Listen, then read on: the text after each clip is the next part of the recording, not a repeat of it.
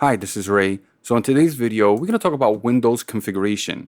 Now, a lot of people don't really talk about it, and some people out there don't even know that this exists. Now, a program like Pro Tools has so many things, it's impossible for you to know everything unless you read the manual or watch somebody else do it. Before we go into it, let's talk about this session. So I got this session here, and as you can see, I got my template and I got some audio files. So one of the things I do a lot, when I'm mixing, I like to check the master bus. Of course, there are multiple ways you can do it. You can do it from this window. Just scroll all the way up, find your master bus, which is this one, and I look at my processing. And one of the things I like to do is check my metering before and after. Then I close this window, then I go right back down to the audio files. It's kind of annoying. So let's open Windows configuration by holding Control Alt J. As you can see, I already have this configured. So the first one is my VU, second is my SSL, NX. The final one is another VU meter. As I said, I like a VU meter before and after. Now it's really easy to create your own configuration.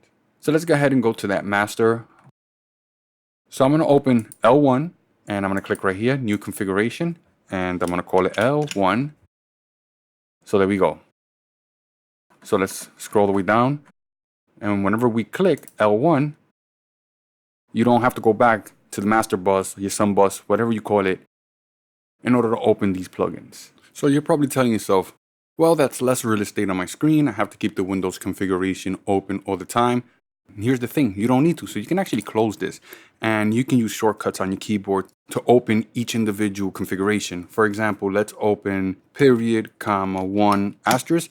It's gonna open my metering. If we wanna change that and go to the L1, as long as you know the order of the plugins. So if we go back to Windows configuration, as you can see, you have these numbers right here, 1, 2, 3, 4, 5.